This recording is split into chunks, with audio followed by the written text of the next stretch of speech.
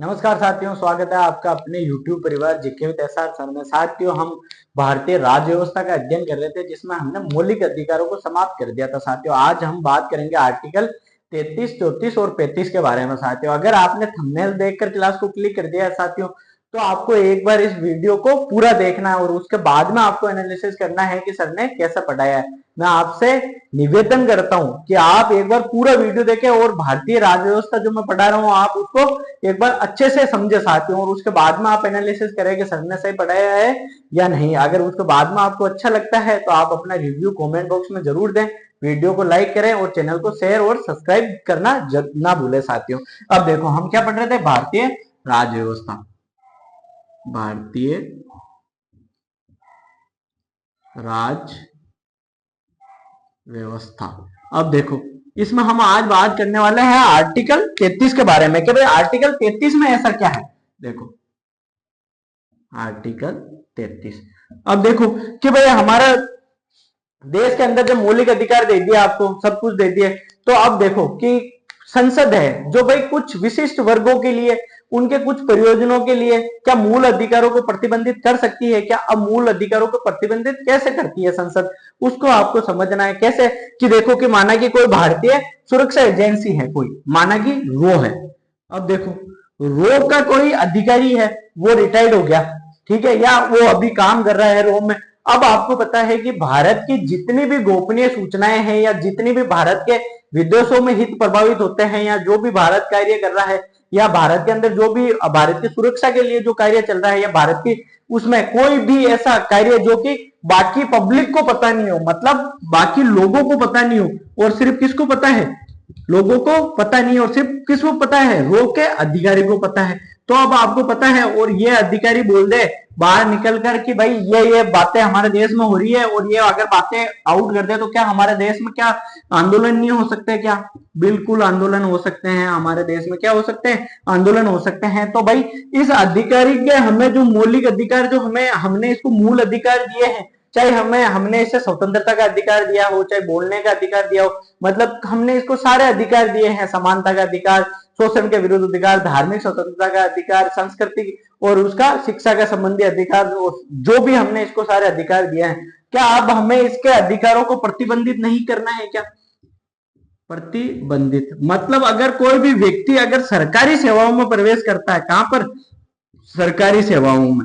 अब वो चाहे किसी में हो, चाहे वो सेना में हो, किस में हो, चाहे सेना में हो, चाहे लोक प्रशासन में हो, किस में हो? लोक प्रशासन में हो, चाहे पुलिस में हो, चाहे मतलब किसी में भी हो, वो व्यक्ति अपने जो उनको दिए गए मूल अधिकार है उनका पूर्णतः प्रयोग नहीं कर सकता। मतलब उसको किसी विशिष्ट प्रयोजन के लिए क्या कर सकते हैं? संसद विधि बनाकर, क्या संसद विधि बनाकर उनको प्रतिबंधित कर सकती है। क्या कर सकती है? प्रतिबंधित कर सकती है साथियों। तो हमने आर्टिकल 33 में अब क्या लिखना है? आर्टिकल 33 में हमें ये सारी बातें लिखनी है और आर्टिकल 33 में यही दिया गया है। उसके बाद में हम आर्टिकल 34 की बात करें साथियों। आर्टिकल 34 की बात करें कि भाई आर्टिकल 34 में क्या दिया गया है। आर्टिकल 34 में यह दिया गया है कि साथियों, आपने अपना पूरा भारत देखा, भारत में ऐसा कोई राज्य बता सकते हो जहां पे हमारी सेना विद्यमान नहीं हो, मतलब भारतीय सेना वहां पर मौजूद नहीं हो? भारत की सेना मतलब पूरे भारत के हर एक राज्य के अंदर विद्यमान है। क्या आपको ऐसा नहीं लगता कि माना कि कोई राज्य है, जैसे हम राजस्थान की बात करते हैं, अब राजस्थान के जो मुख्यमंत्री है यह है राजस्थान।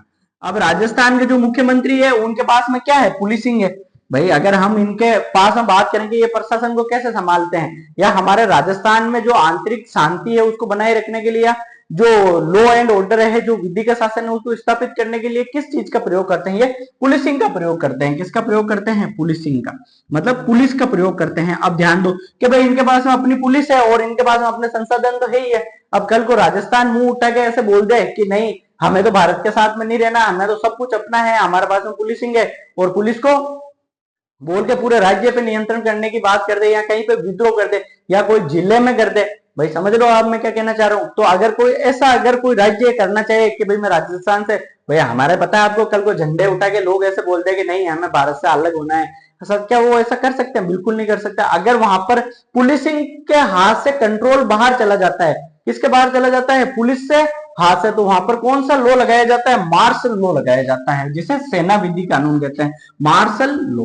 आपने बहुत बार सुना होगा कि भाई मार्शल लॉ, सेना का शासन, ये शब्द ज्यादातर कहां पर प्रयोग होता है? ये पाकिस्तान के लिए प्रयोग होता है, क्योंकि पाकिस्तान के अंदर वहां पर किसी भी सरकार ने आज तक आजादी के बाद में 5 साल का जो कार्यकाल होता है वो पूरा नहीं करा। मतलब पाकिस्तान के अंदर अस्थायी सरकारें बनती है, मतलब पहले तो गठबंधन की सरकारें बनती है, वहां पे स्पष्ट बहुमत मिलता नहीं है, उसके बाद में अगर बहुमत मिल जाता है तो उनकी सेना 5 साल पूरा करने से पहले ही वहां की सरकारों का तख्ता पलट कर देती है। मतलब अगर हम पाकिस्तान की बात करें तो पाकिस्तान के अंदर जब मोहम्मद अली जिन्ना ने पाकिस्तान का निर्माण करवाया तब उन्होंने किस आधार पर करवाया? हिंसा के आधार पर कराया। मतलब जब भारत और पाकिस्तान का विभाजन हुआ उस समय भारी मात्रा में हमारे देश में क्या हुई थी? हिंसा हुई थी। जब किसी देश का निर्माण ही हिंसा के कारण हुआ है तो आप सोचो कि जब वो पहले भारत से झगड़कर अलग हुए, उसके बाद में पाकिस्तान और बांग्लादेश आपस में झगड़कर अलग हुए, क्या अब वो देश शांति से रह सकता है? क्या साथियों? नहीं रह सकता, क्योंकि वहां पर सेना ज्यादा पावरफुल है, ना कि वहां की लोकल जो गवर्नमेंट है, सरकार है, वो पावरफुल नहीं है। अब देखो,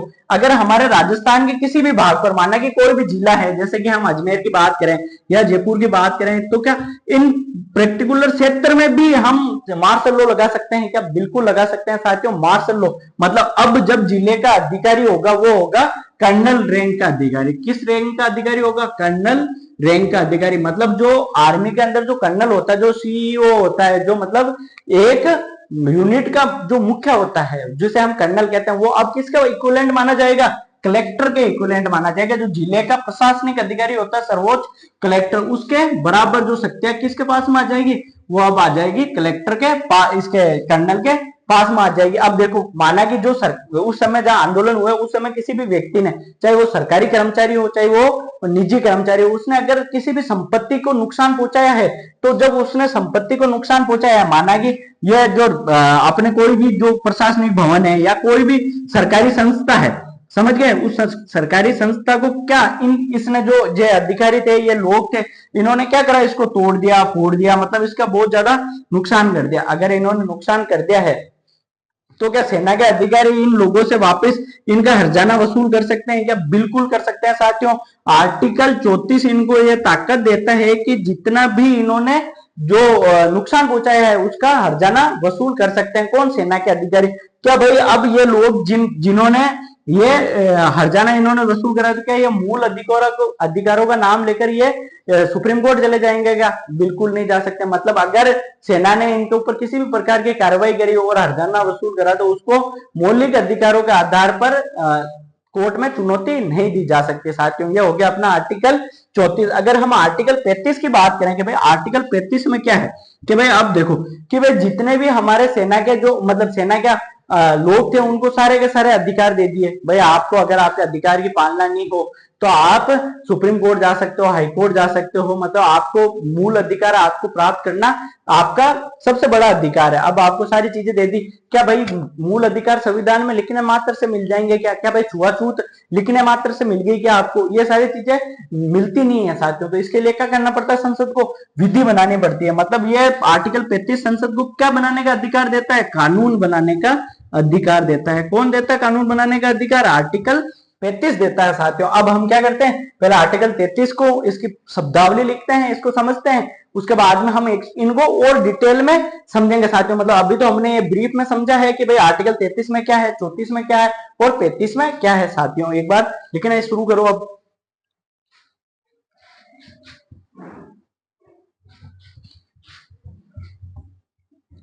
साथियों आसानी से आपको सारी चीजें समझ में आ रही होगी भारतीय राज्य व्यवस्था में। साथियों देखो, अगर आप अच्छे से समझोगे तो आपको कोई भी चीज अलग से नहीं लगेगी और आप सारी चीजों को आसानी से समझते रहोगे, और वो ज्यादा कोई बड़ी बात इनमें है नहीं। भाई आर्टिकल 33, 34 और 35 में ज्यादा कोई इतना मैटर नहीं है, बस सेना से संबंधित है और मूल अधिकारों को जो प्रतिबंधित किया गया है सरकारी संस्थाओं के लिए वो इसमें दिया गया है। अब देखो इसमें क्या लिखा गया है? संसद संसद कुछ कुछ विशिष्ट कुछ विशिष्ट वर्गों कुछ विशिष्ट वर्गों के संबंध में विशिष्ट प्रयोजन, विशिष्ट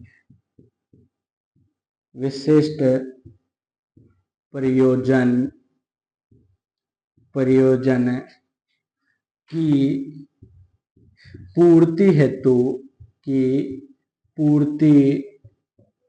हेतु मूल अधिकारों को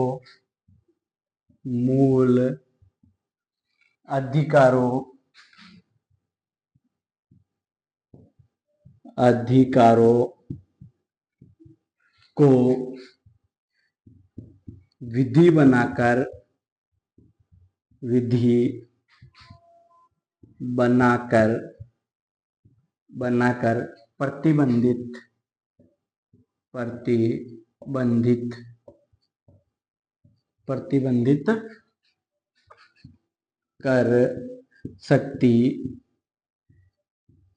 प्रतिबंधित कर सकती है। अब देखो इसमें एग्जाम्पल, जैसे भारतीय सेना, पुलिस, भारतीय खुफिया विभाग के कर्मचारी, भारतीय खुफिया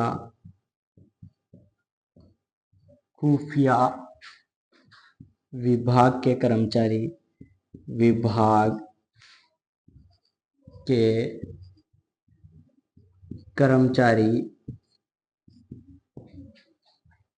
लोक व्यवस्था बनाने वाले अधिकारी वाले, ये सारे। अब आपने साथियों कुछ दिनों पूर्व या कुछ महीनों पहले आपने एक सेना से एक बात सुनी होगी कि एक सीआरपीएफ का जवान था जिसने बाद में चुनाव भी लड़ा था साथियों। उस सीआरपीएफ के जवान ने क्या करा था कि भाई जो उनको अर्धसैनिक बल है उनको जो खाना मिलता है उस खाने का क्या करा था, वीडियो बनाकर आप सोशल मीडिया पर डाला था। उस वीडियो का आने के बाद में साथियों उस जवान को सेना से बहिष्कृत कर दिया, मतलब उसको सेना से क्या कर दिया था, निकाल दिया था। मतलब उसने क्या बोला था कि भाई मेरा मूल अधिकार है। बल्कि जब कोई भी व्यक्ति जब सेना में या किसी भी सरकारी मतलब नौकरी में प्रवेश करता है तो उस समय उससे पहले ही एक पत्र पर साइन करवा लिए जाते हैं कि भाई आपके ये मूल अधिकार हम आपसे इस सर्विस में आते ही छीन लेंगे साथियों। तो ये सारी चीजें होती है और उसके अधिकारी को क्या कर दिया था, हटा दिया था साथियों। क्या कर दिया था, हटा दिया। अब ये लिखो आर्टिकल 33, इसके बाद में हम आर्टिकल 34 की बात करते हैं साथियों। देखो आर्टिकल 33 में क्या लिखा हुआ कि भाई संसद कुछ विशिष्ट वर्गों के संबंध में विशिष्ट प्रयोजन की पूर्ति हेतु मूल अधिकारों को विधि बनाकर प्रतिबंधित कर सकती है। अब देखो जैसे किन किन को प्रतिबंधित करती है, देखो सेना को, पुलिस को, भारतीय खुफिया विभाग के जो कर्मचारी है, लोक व्यवस्था बनाने वाले, इन सभी को क्या कर सकती है, जिनके मूल अधिकारों को प्रतिबंधित कर सकती है संसद। एक बार जल्दी से लिख लो इसको।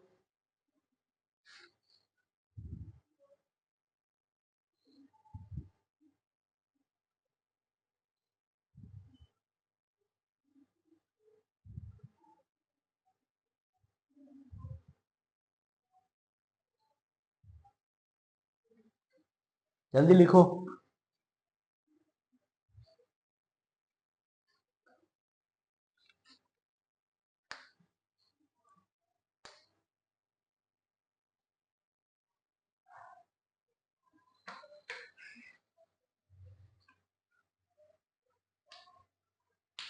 लिख लिया, जल्दी लिख लो।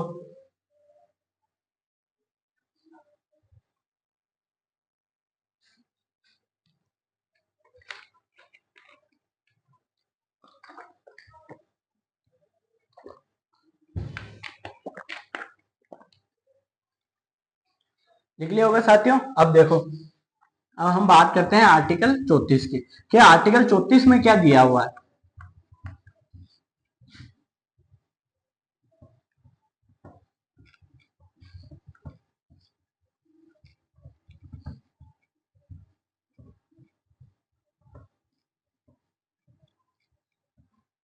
देखो आर्टिकल 34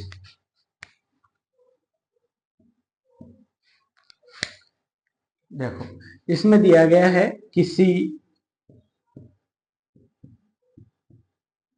क्षेत्र में, किसी क्षेत्र में सेना विधि, किसी क्षेत्र में सेना विधि, जिसे क्या कहते हैं, मार्शल लॉ, मार्शल लॉ, सेना विधि लागू हो, लागू हो, उसे उस जगह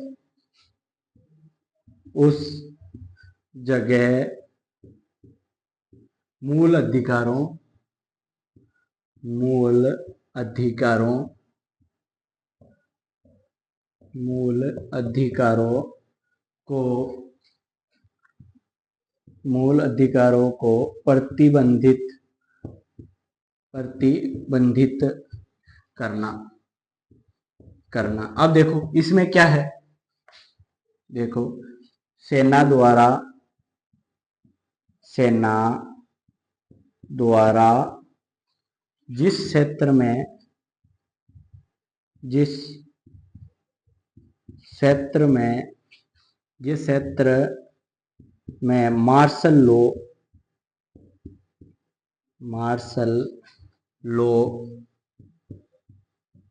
लागू हो, लागू हो, वहां पर, वहां पर किसी भी, किसी भी व्यक्ति, व्यक्ति से, चाहे वह, चाहे वह सरकारी कर्मचारी, सरकारी कर्मचारी, कर्मचारी या निजी, निजी कर्मचारी, कर्मचारी हो, हो, उसे, उसे, उससे क्षतिपूर्ति, क्षतिपूर्ति वसूल कर सकती, क्षतिपूर्ति वसूल कर सकती, सकती है। अब देखो जो संसद विधि बनाकर जो सेना को अधिकार देती है क्षतिपूर्ति वसूल करने का, वो मौलिक अधिकारों का उल्लंघन नहीं माना जाता है। उसको किसी भी न्यायालय में क्या नहीं दी जा सकती, चुनौती नहीं दी जा सकती।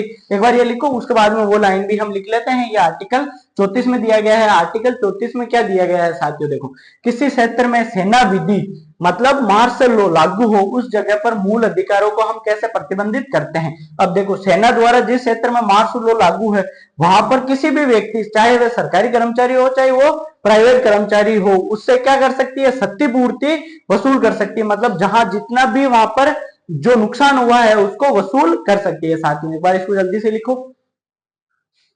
और एक बार आपको अगर अच्छे से समझ में आ रहा है साथियों, तो सब्सक्राइब जरूर कर दे चैनल को और वीडियो को लाइक कर दे साथियों। सब्सक्राइब करने में आपका कुछ भी नहीं जाता साथियों, बस चैनल को सब्सक्राइब कर दें जल्दी से जल्दी। अगर आपको पसंद आ रहा है चैनल को सब्सक्राइब कर दें। अब लिखो जल्दी से इसको। इसके बाद में इसमें एक और लाइन है वो लिखते हैं, उसके बाद में हम आर्टिकल 35 की बात करते हैं। जल्दी लिखो।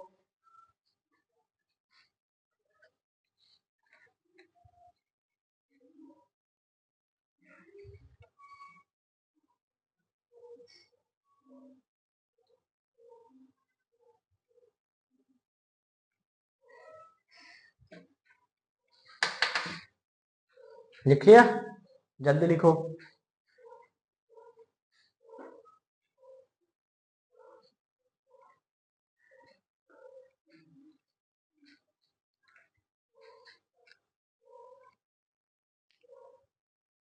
अब लिख लिया होगा। अब देखो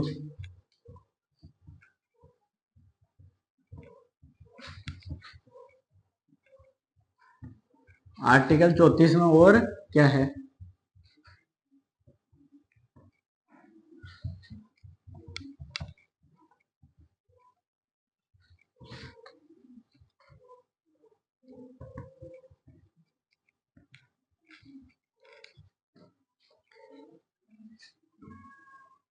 संसद संसद द्वारा बनाया गया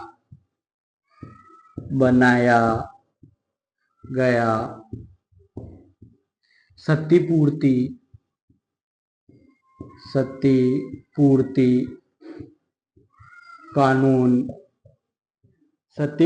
कानून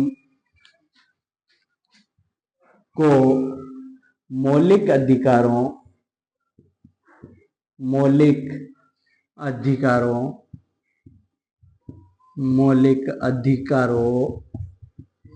के उल्लंघन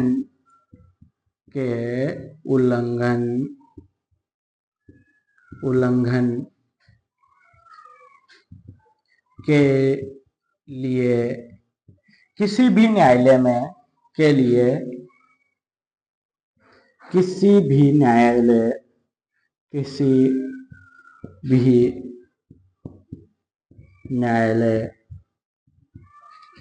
चुनौती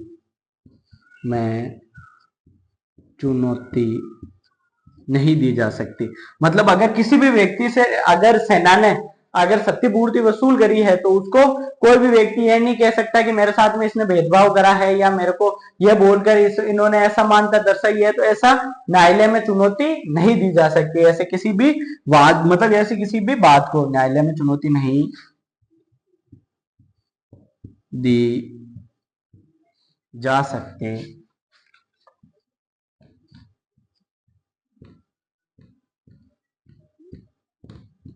है। अब ये कहां पर सेना शासन लगाया जाता है? देखो, कहीं पर दंगा हो रहा हो, क्या हो रहा हो? दंगा, विद्रोह, आंतरिक अशांति,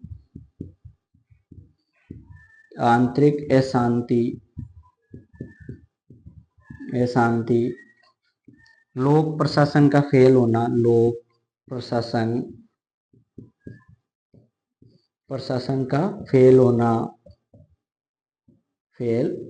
ये इन जगह पर क्या लगाया जाता है? मार्शल लॉ लगाया जाता है। ये बातें किसमें लिखी हुई है? आर्टिकल 34 में लिखी हुई है। लिखो जल्दी से इनको। इसके बाद में हम आर्टिकल 35 की बात करते हैं।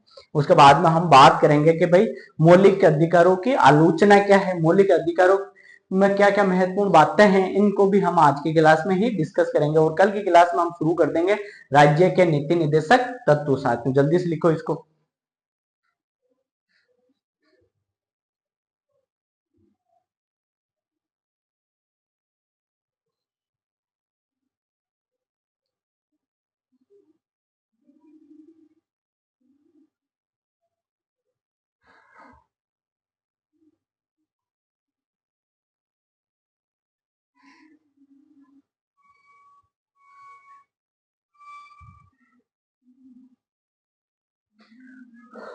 लिख लिया?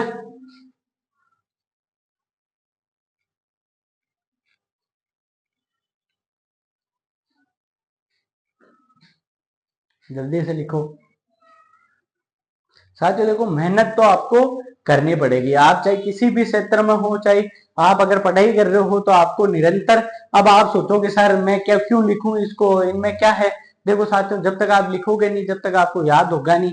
और मैं इतना लिखवा रहा हूं, इसका मतलब आप सोचो कि आपको ये चीजें अगर आप लिखोगे, पहले मैं आपको अच्छे से समझा रहा हूँ, फिर आपको मैं लिखवा रहा हूँ, तो आप सोचो ये चीजें आपको कितनी याद रहेगी साथियों। और एग्जाम में एज इट इज ये चीजें पूछी जाती है। लिख लिया होगा अब तो आपने। अब हम आर्टिकल 35 की बात करते हैं। आर्टिकल 35 में सिर्फ एक लाइन लिखनी है साथियों। उसके बाद में हम बात करेंगे मौलिक अधिकारों की आलोचना के बारे में कि भाई मौलिक अधिकारों की आलोचना किस वजह से होती है। और उसके बाद में हम मौलिक अधिकारों के महत्व को समझेंगे कि भाई मौलिक अधिकारों का महत्व क्या है। मतलब हमें दोनों ही चीजें पता होनी चाहिए कि मौलिक अधिकारों की बुराइयां क्या है और मौलिक अधिकारों की अच्छाइयां क्या है। अब देखो आर्टिकल 35, संसद को विधि बनाने का अधिकार। क्या है? संसद को विधि बनाने का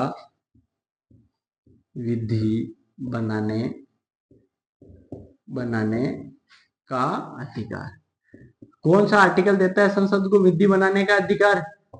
ये आर्टिकल देता है 35। अब संसद क्या क्या विधि बना सकती है, देखो कोई सरकारी नौकरी है उसमें नियुक्ति देनी है, आज रोजगार के अवसर सृजन करने हैं। देखो सरकारी नौकरियों में सरकारी नियुक्तियां नियुक्तियां सरकारी नियुक्तियां, रोजगार के अवसर सृजन करना, रोजगार के अवसर का सृजन करना, अवसर का सर्जन करना। कहीं भी कोई अगर मार्शल लॉ लगाना है तो विधि बनानी, या मौलिक अधिकारों की पालना के लिए विधि बनानी। ये देखो मौलिक अधिकारों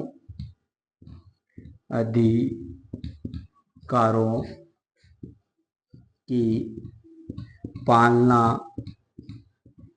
के लिए कानून बनाना।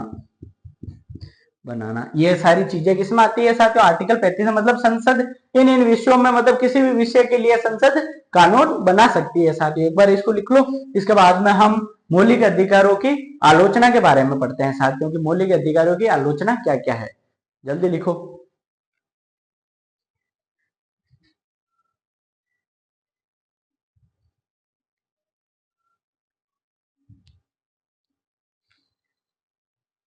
जल्दी लिखो।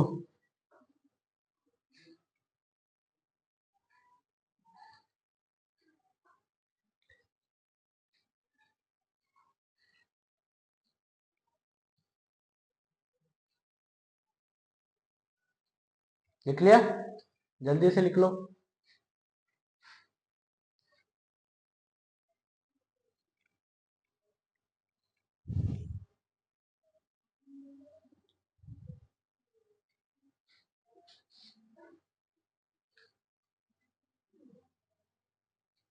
जल्दी लिखो। अब देखो ये अपने हो गया आर्टिकल 35 तक। आज हमारी क्लास में क्या हो गए, अगर हम बात करें कि भाई हमारे मौलिक अधिकारों से संबंधित जितने भी आर्टिकल थे उनको हमने क्या कर दिया, समाप्त कर दिया भाई हमने जितने भी। अब हम क्या पढ़ेंगे, मौलिक अधिकारों की आलोचना। कि भाई मौलिक अधिकारों की आलोचना क्यों करते हैं लोग। देखो मौलिक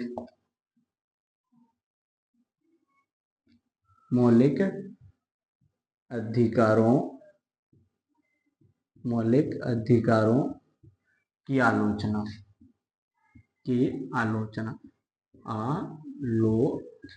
अगर हम बात करें तो लोग हमारे मौलिक अधिकारों के बारे में क्या कहते हैं साथियों, कहते हैं कि ये बड़ा ही अस्पष्ट है। मतलब मौलिक अधिकारों को स्पष्ट रूप से नहीं लिखा गया, मतलब अस्पष्ट, वाक्य स्पष्ट नहीं है, ऐसे लिख लो। अस्पष्ट वाक्य। अब देखो निवारक, निरोध, नजरबंद, जो हमारा आर्टिकल 22 में दिया गया है कि हमारे मतलब कोई भी व्यक्ति है उसको डिटेन किया जाता है तो उसके बाद में उसकी कोई सुनवाई नहीं होती। मतलब 3 महीने तक तो किसी को बताने की ही जरूरत नहीं है कि उसको क्यों डिटेन किया गया है या किस कारण से किया गया है। मतलब निवारक, निरोध दिया गया है हमारे मूल अधिकारों में। निवारक,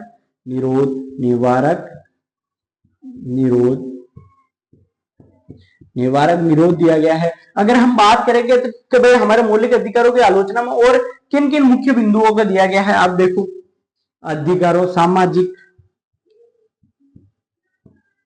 सामाजिक व आर्थिक आधारों का, आर्थिक अधिकारों का अभाव, सामाजिक व आर्थिक अधिकारों का अभाव, सामाजिक व आर्थिक आर्थिक अधिकारों का अभाव। अब देखो आपातकाल के समय मौलिक अधिकारों का निलंबन। देखो आपातकाल के समय मौलिक अधिकारों, आपातकाल के समय मौलिक अधिकारों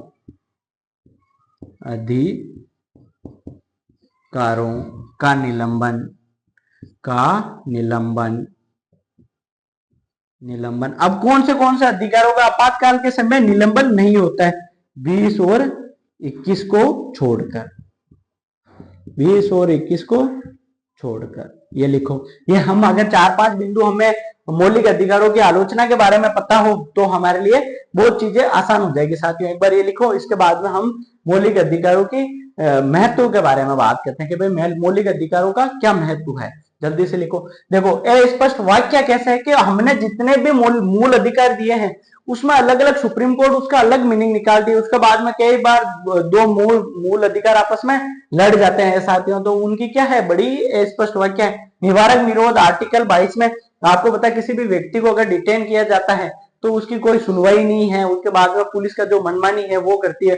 मतलब हमारे देश में बहुत सारी ऐसा हम मूल अधिकारों की कमियां गिना सकते हैं। अगर हम बात करें कि भाई इसमें सामाजिक और आर्थिक कोई अधिकारों का इतना महत्व नहीं है, मतलब उनमें इतना अधिकार दिए नहीं गए हैं। अगर हम बात करें कि भाई आपातकाल लगता है देश में, उस समय मौलिक अधिकारों को क्या कर दिया जाता है, खत्म कर दिया जाता है, वो 20 और 21 को छोड़कर। जल्दी से लिखो इसको।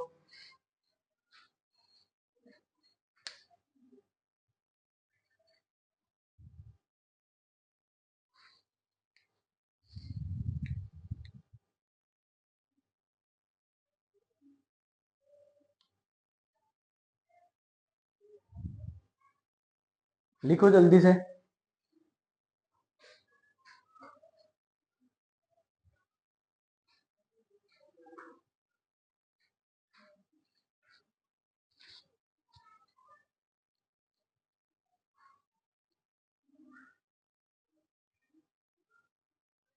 एक और पॉइंट ऐड करना चाहो तो कर लो इसमें, अत्यधिक सीमाएं। अत्यधिक सीमाएं मतलब कि भाई अगर मूल अधिकार दे तो दिए लेकिन उसके ऊपर इतने ज्यादा रीजनेबल रेस्ट्रिक्शन लगा दिए कि भाई आप उनका खुल के तो प्रयोग कर ही नहीं सकते। मतलब हर जगह आपके ऊपर रेस्ट्रिक्शन तो लगा ही रखे हैं।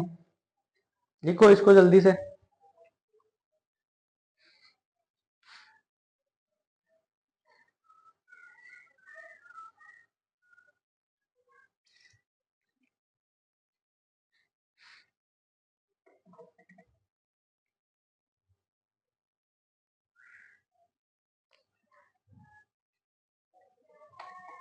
लिख लिया? अब देखो, अब हम बात करते हैं मौलिक अधिकारों के महत्व के बारे में कि भाई मौलिक अधिकारों का महत्व क्या है। अब आपको मौलिक अधिकारों की क्या करनी आनी चाहिए, भर भर के तारीफ करनी आनी चाहिए। अगर आप मौलिक अधिकारों की भर भर के तारीफ कर दोगे तो आपका काम बन जाएगा। मतलब आपको यह भी नेगेटिव पक्ष भी पता होना चाहिए और पॉजिटिव पक्ष भी पता होना चाहिए। अब देखो मौलिक अधिकारों का महत्व, मौलिक अधिकारों का महत्व। अब देखो, सबसे पहले मौलिक अधिकारों की बात करें तो मौलिक अधिकारों का क्या महत्व है, ये लोगों में समानता स्थापित करता है। क्या करता है, देखो, लोगों में समानता स्थापित करता है। क्या करता है, लोगों में समानता स्थापित, लोगों का क्या करता है, समानता स्थापित करता है। दूसरी बात करें, दूसरी क्या है, यह विधि का मतलब विधि को स्थापित करता है, मतलब कानून का शासन लाता है। विधि का शासन, विधि का शासन, विधि का शासन। ध्यान दो, अल्पसंख्यकों और पिछड़ों के हितों का संरक्षण क्या करता है, ये अल्पसंख्यक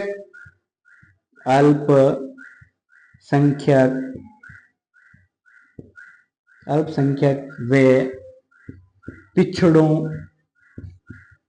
पिछड़ों के हितों का संरक्षण, पिछड़ों के हितों का संरक्षण। दूसरा क्या करता है, ये लोकतांत्रिक मूल्यों को क्या करता है, स्थापित करता है। क्या करता है, लोकतांत्रिक मूल्यों की स्थापना, लोकतांत्रिक मूल्यों की स्थापना, लोकतांत्रिक मूल्यों की स्थापना। अगर हम बात करें कि भाई और आप मौलिक अधिकारों के बारे में क्या अच्छा बता सकते हो, ये क्या करता है कि लोगों में समानता स्थापित करता है, विधि का शासन है, अल्पसंख्यक व पिछड़ों के हितों का संरक्षण करता है, लोकतांत्रिक मूल्यों की स्थापना करता है, और क्या करता है, हमारे देश में सभी को स्वतंत्रता के मतलब स्वतंत्रता प्रदान करता है। क्या करता है? स्वतंत्रता प्रदान करता है। स्वतंत्रता प्रदान करता है। क्या करता है? स्वतंत्रता प्रदान करता है। लिखो ये सारी चीजें, जल्दी लिखो इसको।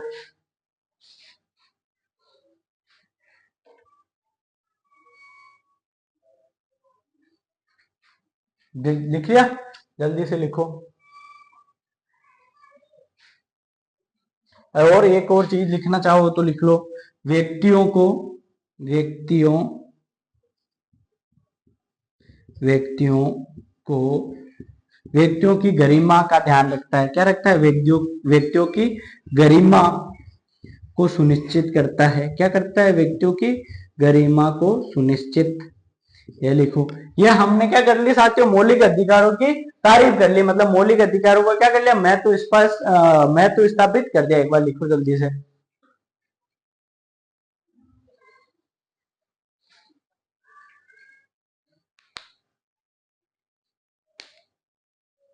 देखो आज की क्लास में साथियों हमने आर्टिकल 33, 34, 35 ये पढ़ लिए।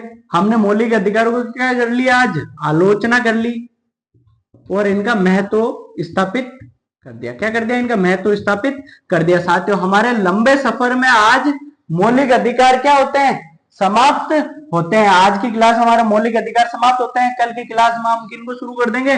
नीति निदेशक तत्वों को शुरू कर देंगे। किनको शुरू कर देंगे? नीति निदेशक तत्वों को शुरू कर देंगे। साथियों आशा करता हूं आपको ये सेशन पसंद आया होगा। अगर आपको सेशन पसंद आया है तो चैनल को ज्यादा से ज्यादा संख्या में शेयर करें, सब्सक्राइब कर दें और लाइक करें। जय हिंद साथियों। अपना ख्याल रखें, बड़ों का सम्मान करें और छोटों को प्यार दें। अपना व्यक्तित्व इस प्रकार से विकसित करें कि महिलाएं आपके साथ में सुरक्षित महसूस करें। साथियों जय हिंद।